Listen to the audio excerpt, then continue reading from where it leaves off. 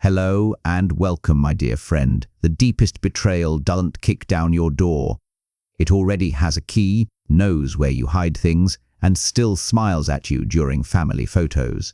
Let that sit for a second, because what you're about to hear isn't some exaggerated tale or dramatic rumor.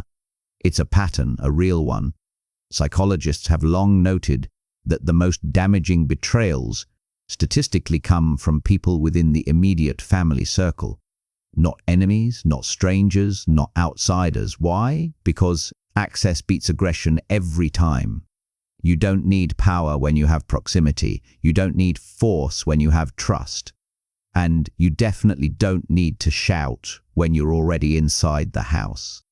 Betrayal. This is the part that makes people uncomfortable. So expect a few nervous, the kind people do when the truth walks into the room uninvited and sits down like it pays rent. Loves the idea of loyalty. Until the story points inward, until the finger doesn't point at them but at one of ours. That's when the air changes. That's when denial clocks out early. And what shocked the town wasn't that something ugly happened. Towns have seen ugly before. What shook them was realizing the damage didn't come from the outside. It came from someone who shared meals, memories, and last names. Someone who knew which buttons to push because they helped install them. Someone who didn't trip into betrayal. They navigated it like a shortcut they'd been mapping for years. And here's the uncomfortable comedy in all of it. People can accept a villain in a hoodie way faster than a villain in a family group chat. The moment the truth surfaced, you could almost hear the collective "wait, them?" That pause right there. That's shock colliding with reality. That's the moment when disgust replaces confusion, because now the story can't be blamed on bad luck, misunderstandings, or spiritual attacks from nowhere. This isn't about drama, it's about exposure. It's about how being chosen doesn't just attract attention. It reveals character, especially in the people closest to you, especially in the ones who watched you grow and quietly resented that you didn't shrink to make them comfortable. So, if you felt the room go quiet when the truth came out, if you noticed how fast sides shifted and stories cracked, good.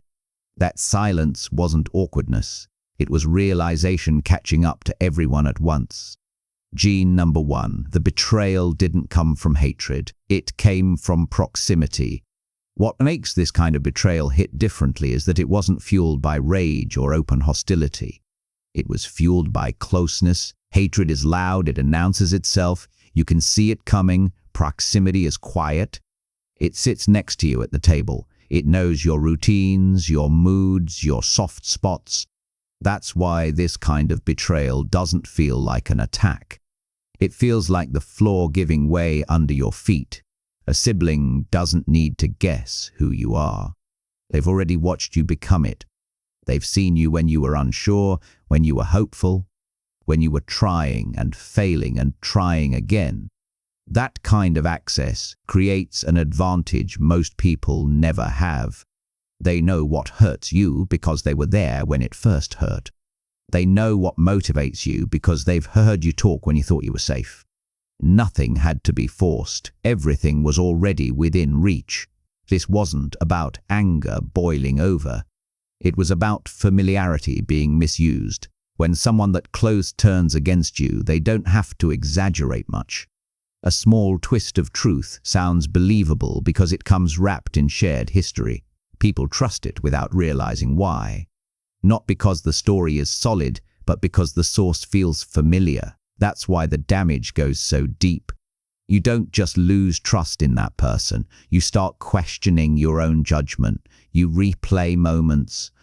You wonder how long it was happening. You ask yourself what else was real. Proximity turns betrayal into self-doubt.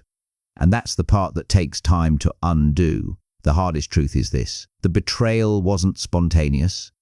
It grew slowly in a place where trust lived. It was built on listening, observing, and waiting. Not because they hated you, but because they knew you well enough to know when to move. And that realization hurts more than any enemy ever could. because it didn't come from across the street. It came from across the room. Number 2, your sibling didn't want your life. They wanted your position. This kind of betrayal isn't about wanting what you have. It's deeper, more insidious. It's about wanting the space you occupy, the attention you attract, the respect people give without question. Your sibling didn't care about your struggles, your dreams, or even your accomplishments. What they craved was the perception of power and influence that came naturally to you. They wanted to stand where you stood, be seen the way you were seen, and feel the recognition that was never theirs. When people witness this, they often mistake it for jealousy over material things. But it isn't that simple. It's about replacement. They weren't just competing with you. They were trying to occupy your identity in the eyes of others. Every smile you earned, every quiet nod of respect became a mark of what they felt they were missing. They didn't need to destroy you outright. They needed to shift perception so that the world would start noticing them instead of you. That's why proximity mattered. They didn't have to invent influence, they just had to redirect it.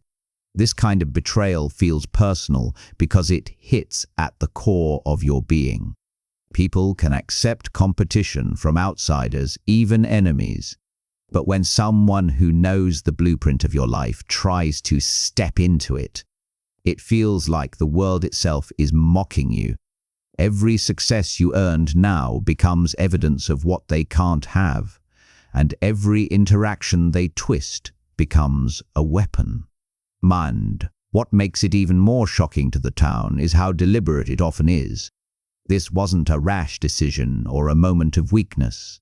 It's a strategy developed over time under the radar, until the moment when exposure couldn't be avoided. Your sibling waited until your position was undeniable, until your presence was commanding, and then tried to insert themselves into that space. The cruel irony is that their focus on replacing you exposes their own insecurity. They're not attacking you because they're strong, they're attacking you because they feel small.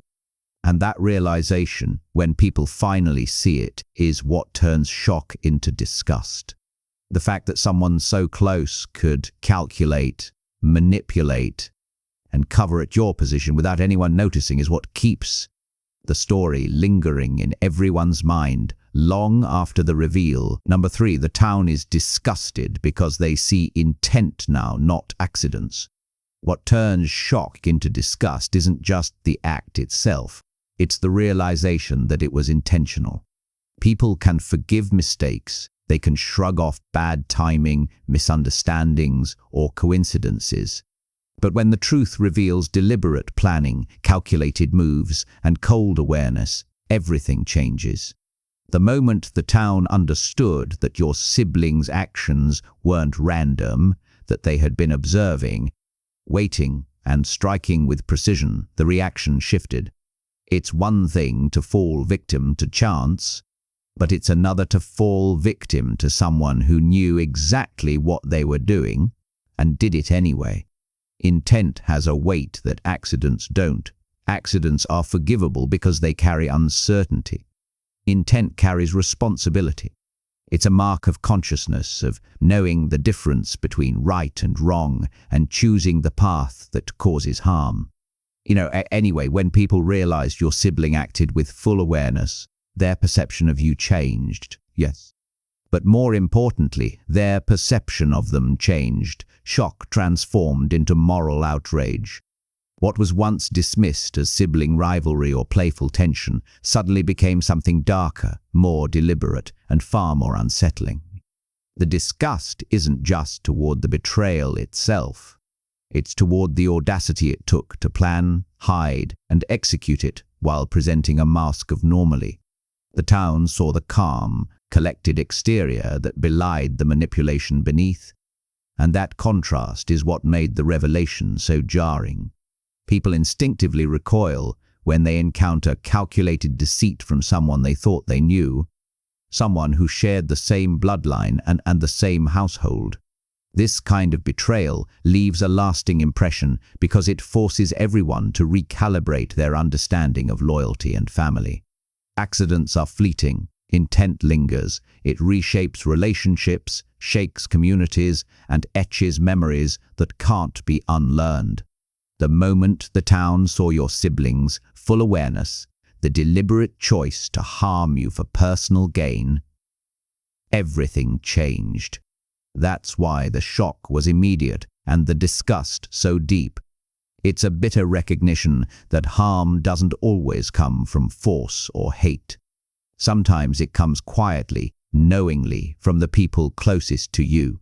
Tendy number 4, your sibling knew exactly when to strike because they tracked your growth. This betrayal wasn't impulsive. It wasn't a random explosion of anger or jealousy. It was timed with precision, and the reason it landed so hard is that your sibling had been observing you all along. They watched you evolve, adapt, and claim spaces that were always meant for you. They tracked not just what you were doing, but who you were becoming. They knew the exact moment when your influence, your confidence, and your presence could no longer be ignored. And that was the moment they decided to act. People often underestimate how methodical this kind of betrayal is. It's not about immediate gratification, it's about calculated impact. They didn't strike when you were vulnerable or small. They waited until you were undeniable, until your trajectory was clear, until your growth had made you a figure in the eyes of others.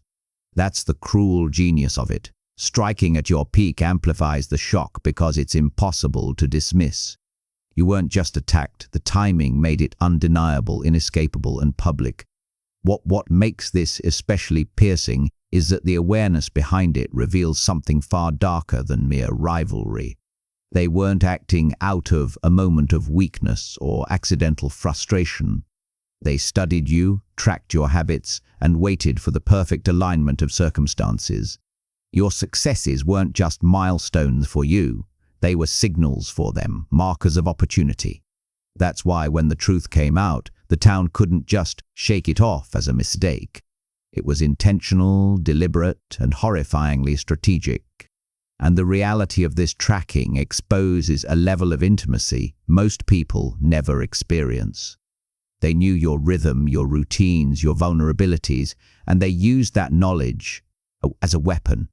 It's a betrayal that feels almost impossible to process because it's built on trust that had been silently accumulated over years. They weren't outside, they weren't enemies. They were close enough to see your growth from the inside, and they chose to turn it against you at the moment it would hurt the most. That awareness, that timing, is what makes the shock linger and the disgust in the town so palpable. Number 5, they weaponized familiarity to make the lie believable. What makes this kind of betrayal so devastating isn't just the act itself, but the fact that it came from someone who was trusted implicitly. Familiarity is powerful. People instinctively lower their defenses around those they know, those who share their blood or their daily life. Your sibling didn't need to shout, threaten, or manipulate wildly. They already had the perfect camouflage, shared history, shared memories, shared trust, and they used it like a weapon. Every word, every gesture, every story was designed to feel credible because it came from someone people assumed would never deceive them. BND, the brilliance and cruelty of it lies in the subtlety. A stranger lying to you has to be convincing, has to fabricate evidence, has to overcompensate. A familiar person doesn't. Their actions are trusted almost automatically, so the deception slides under the radar. That's why the town's reaction was so intense when the truth came out. They realized how easily people can be manipulated when familiarity is exploited. They realized that trust can be weaponized and that someone so close could twist perception without anyone suspecting a thing. MBT, this betrayal is different because it forces people to re-examine their instincts. The lies were not only believable, They were comfortable. They felt natural. And that makes the eventual exposure sting even more, because it's not just the deception that shocks. It's the realization that people's own trust was used against them. It's a hard, lingering truth. It's the closer someone is to you, the more efficiently they can hurt you without leaving obvious scars. Familiarity gave them the advantage, and they exploited it fully. Every interaction, every casual conversation, every piece of shared history became a tool to strengthen the lie. When the town saw it unravel, the disgust wasn't just toward the betrayal.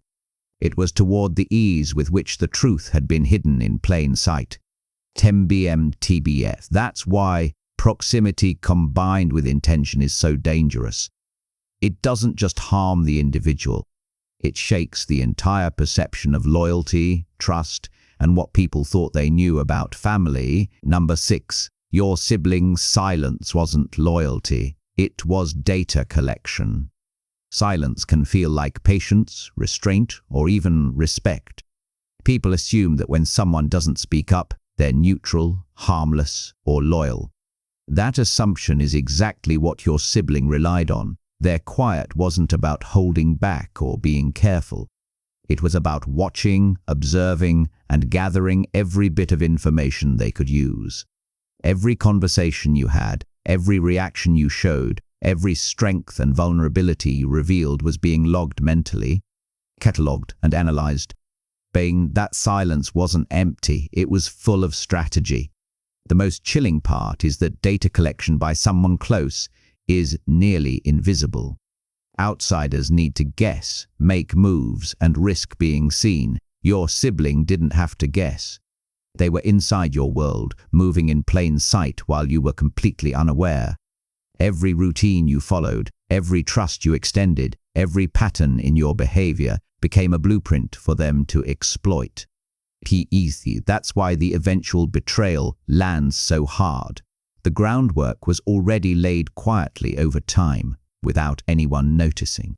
People often interpret quiet family members as wise or patient, but in this case, silence was a tool. It gave them cover while they studied you.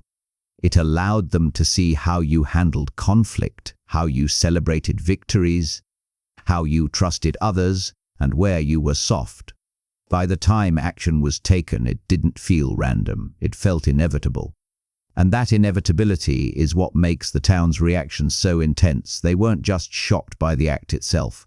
They were horrified by how methodical it had been. This kind of betrayal teaches a difficult lesson about trust.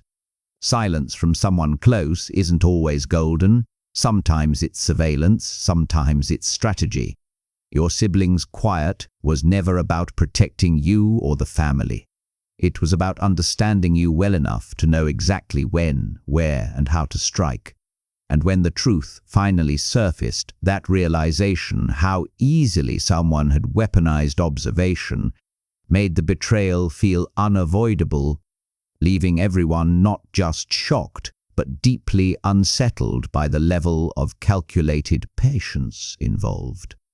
Number 7, the disgust comes from realizing they benefited while you suffered. The moment people truly feel the weight of betrayal isn't when harm is done. It's when they see the perpetrator gain from it. Your sibling didn't just hurt you. They profited from it in ways that were obvious once the truth came to light. They didn't stumble into advantage. They stepped in deliberately, taking what they could while leaving you to carry the cost. That imbalance is what makes the reaction so intense. People can forgive pain if it's mutual, if it's shared, or if it's accidental. But when one person thrives on the suffering of another, disgust rises because fairness, integrity, and basic decency are thrown out the window. Watching someone you trusted benefit while you struggled strikes a nerve that goes deeper than anger. Betrayal of fundamental. You expect family to protect, support, and at the very least not exploit your weaknesses. Seeing your sibling climb get approval, or bask in the attention that should have been shared or rightfully yours turns that shock into moral outrage. Balien, the town, isn't just witnessing an act of betrayal. They're witnessing the exploitation of trust. And human brains are wired to react strongly to injustice, especially when it comes from someone so close. What makes it worse is that this kind of gain is often hidden until the very end, making the revelation even. The town may have seen small advantages, subtle manipulations, or moments where your sibling seemed lucky, but the pattern only becomes undeniable when the full scope is revealed. That's when the disgust hits hardest, because people realize that suffering wasn't a byproduct. It was a tool for someone else's benefit. This kind of revelation doesn't just reflect poorly on the sibling. It reframes the entire narrative of your life from their perspective. It forces everyone to see how carefully they orchestrated moments to serve themselves, how calculated their moves were, and how long they were willing to let you endure hardship while smiling, pretending, or maintaining a facade of normality. That realization is bitter, slow-burning, and unforgettable, because it's one thing to be hurt, but it's another to know someone gained from your pain without shame. Bane number 8. Your strength exposed their dependency on manipulation. The hardest truth about betrayals from someone close is that they reveal as much about the betrayer as they do about the victim. Your sibling relied on manipulation to feel in control because they couldn't match your strength naturally. Every subtle twist, every lie, every half-truth was an attempt to bend reality to their favor. They weren't prepared for your resilience, your ability to keep moving forward, to maintain composure, and to rise above the schemes left them exposed. Their whole strategy depended on you faltering, on you reacting predictably, on you breaking in ways they could exploit. But your strength made their maneuver. Strength has a way of laying bare the weakness of those who try to use others as tools. They counted on patterns, on predictable reactions, on fear or confusion, but as you stood firm, their control unraveled. That's why this kind of betrayal is so shocking to others. It's not just the act itself. It's the revelation that the person orchestrating it couldn't succeed without your cooperation.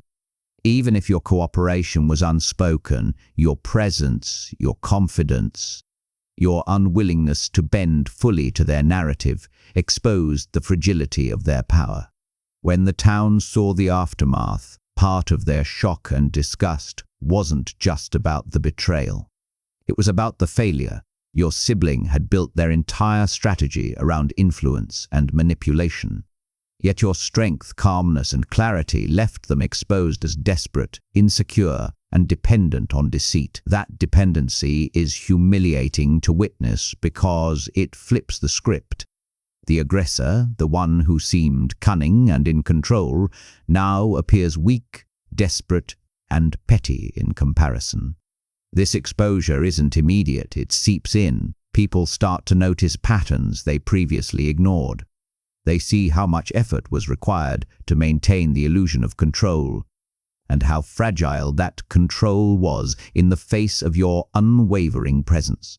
Your strength didn't just protect you, it revealed the truth about them. It showed the town that manipulation is only as powerful as the person willing to fall for it. And you, standing tall and unaffected, proved that some strengths aren't just survival, there are unmasking forces in themselves. Dane number 9. The town saw how quickly they switched masks when exposed. The real shock in this story isn't just that the betrayal happened. It's how easily your sibling changed faces the moment the truth came to light. For months, maybe even years, they wore a mask that made them seem harmless, supportive, or even loyal. That mask built trust, lulled everyone into a sense of security, and created the perfect cover for their actions. But the moment exposure hit, the mask didn't just slip, it shattered. And what the town saw underneath was startling. They weren't just guilty. They were theatrical, defensive, and almost performative in how they tried to rewrite the narrative to protect themselves.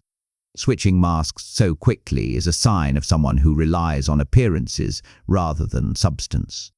They didn't expect their true intentions to be visible. And when the world finally saw the truth, panic set in. Suddenly, the calm, familiar face everyone trusted became a mask of urgency, manipulation, and even desperation. That's what made the betrayal so unsettling for onlookers. The mask had been believable for so long precisely because it was consistent, and the sudden change made the deceit undeniable. It's one thing to lie quietly, but it's another to scramble under the pressure of accountability and reveal the depth of planning that had been happening behind the scenes. The speed at which they switched faces also amplified the disgust. People don't just recoil from the betrayal itself. They recoil from the duplicity, the ease with which someone you know can act like a completely different person depending on who's watching. That duality exposes the manipulator's reliance on perception over reality, showing the town that everything they thought they knew about this person was carefully curated. This kind of revelation leaves a lasting impact because it forces people to reassess every interaction, every smile, every word that seemed genuine in the past. The mask didn't just hide their intentions, it shaped the reality of those around them. When the mask came off, the truth hit with a force that left no room for doubt. Your siblings' ability to switch faces so quickly didn't just expose their guilt. It exposed the fragility of trust, the ease of manipulation, and the harsh reality that some people can live double lives without anyone noticing until they are caught. Damn numbers, sir. This wasn't rivalry. It was identity theft at a spiritual level.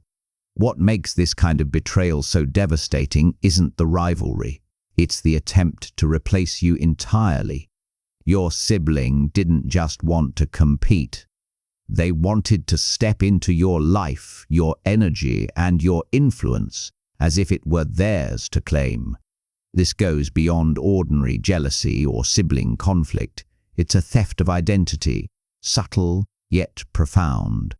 Every habit they mimicked, every opinion they echoed, every space they tried to occupy wasn't random. It was calculated to make others see them as you while diminishing your presence.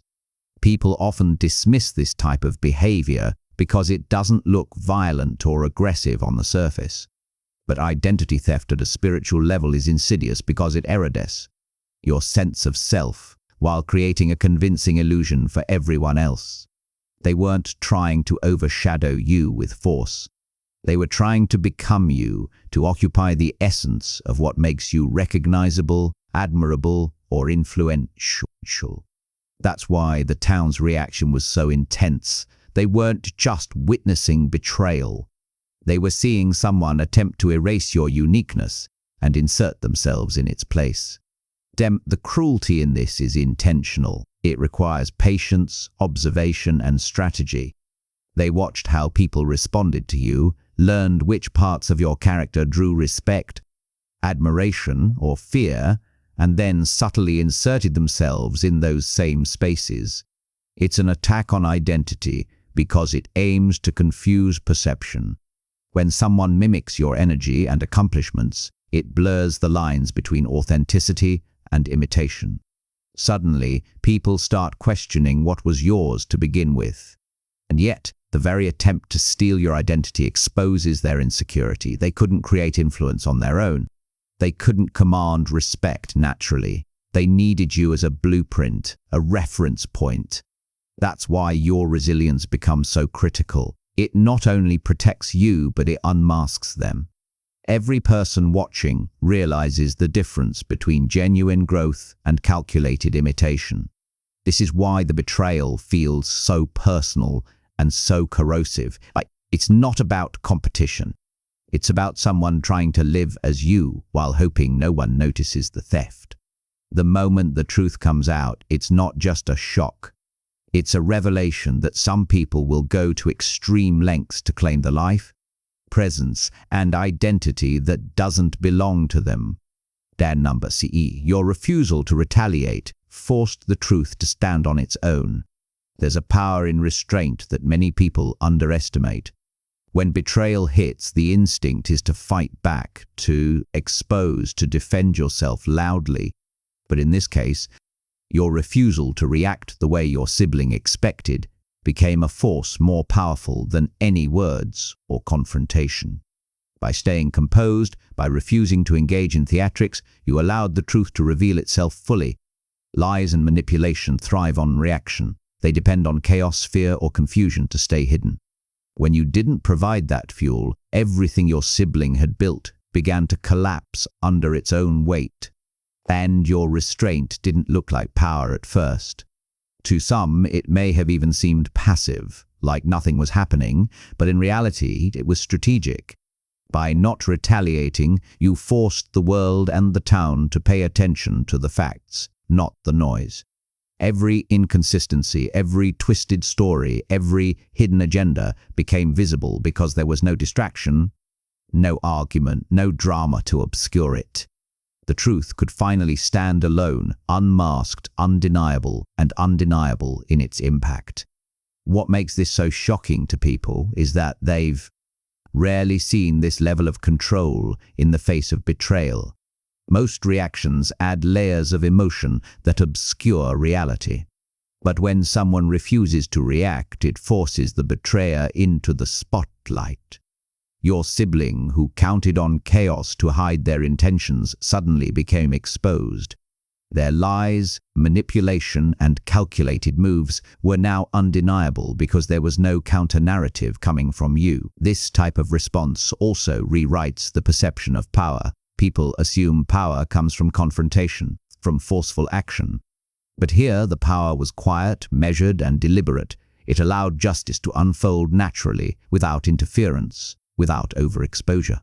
Your composure became a mirror reflecting the truth in its rawest form. It didn't just protect you, it revealed your sibling for who they really were.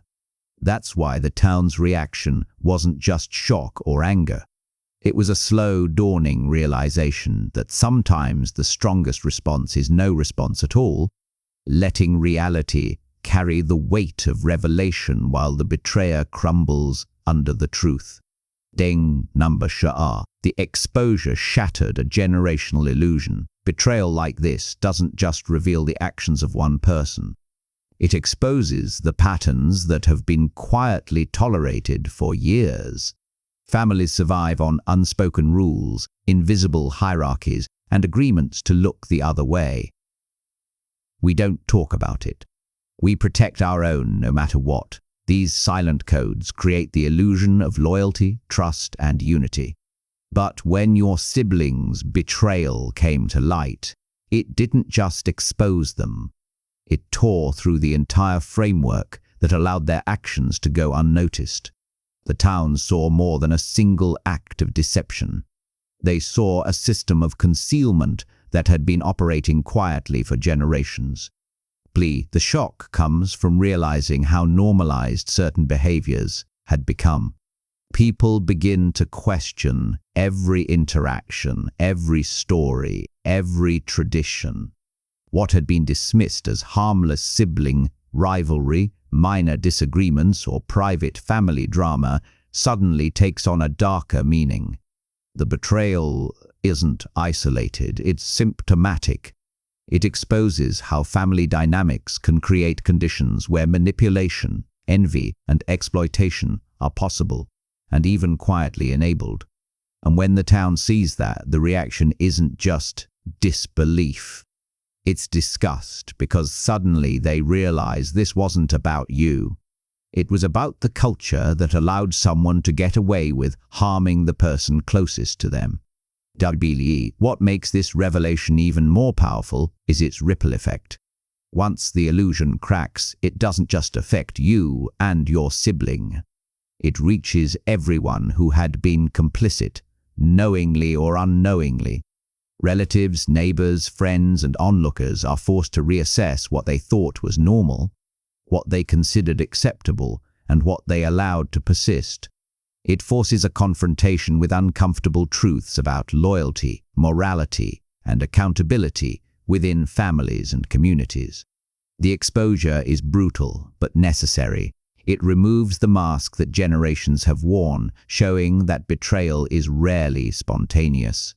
It is cultivated in silence, hidden beneath appearances, and permitted by tradition. The town's shock and disgust are understandable because they are witnessing not just one person's moral failure, but the unraveling of an entire illusion that had been maintained for years. The betrayal becomes a lens through which everyone is forced to examine the structures that allowed it, and the lesson lingers long after the initial shock fades. Tangi number Sasan. They're disgusted because they recognize the same trait in themselves. The reaction of the town wasn't just shock or disbelief. It carried a subtle, unsettling layer of self-recognition. People don't recoil from betrayal solely because of what was done. They recoil because they see reflections of themselves in the actions they condemn. Your siblings' choices, cunning and willingness to harm someone close, forced others to confront uncomfortable truths about their own capacity for envy, manipulation, or selfishness. That mirror effect is what makes the disgust so profound. It's no longer just about one person's moral failure.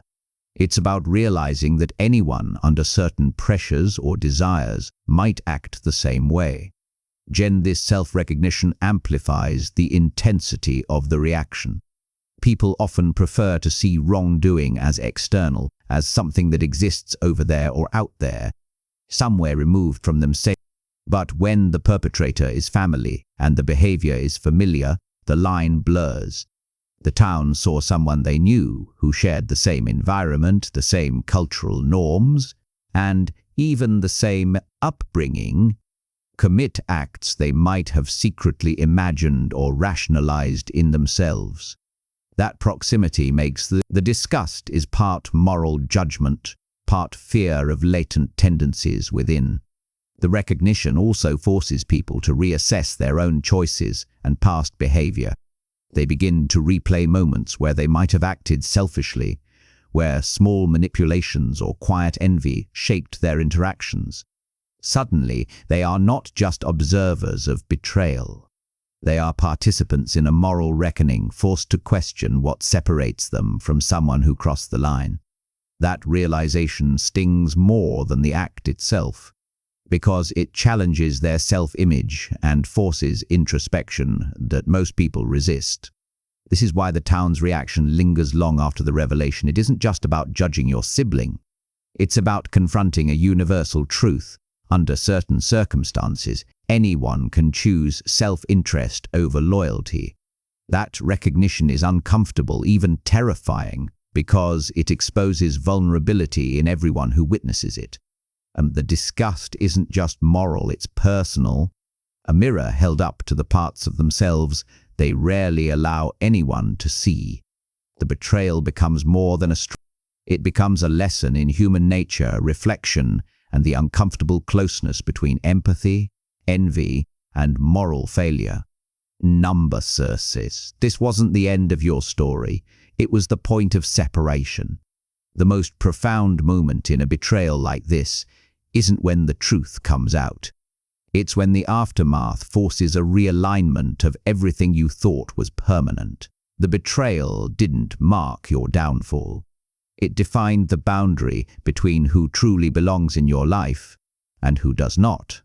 It created a clear divide between those aligned with your growth and those who sought to benefit from your success, manipulate your influence, or diminish your presence.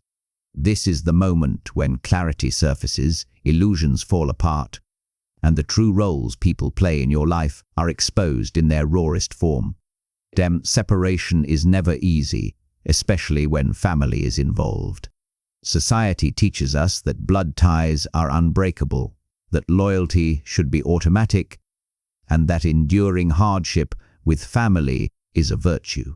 Yet when someone close betrays you, their actions naturally create an exit point. They prove, without question, that they cannot and will not coexist with the truth of your rise. Those watching see it as well. The shock, the disgust, the quiet realization that not all bonds are sacred. Some are transactional, conditional, and ultimately replaceable. This moment of separation is both painful and freeing. Painful because it forces you to confront loss, broken trust, and a shared history that is now stained. Freeing because it opens space for authenticity, growth, and alignment with people who genuinely support you. It marks the point where you stop chasing approval that will never come and begin reclaiming the energy once spent managing manipulation. In this way, betrayal becomes a filter, separating true allies from those who were only there for the ride. The town feels the shift too.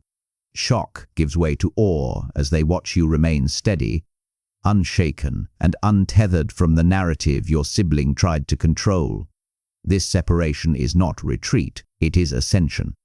It shows that while betrayal may have touched your life, it does not define it.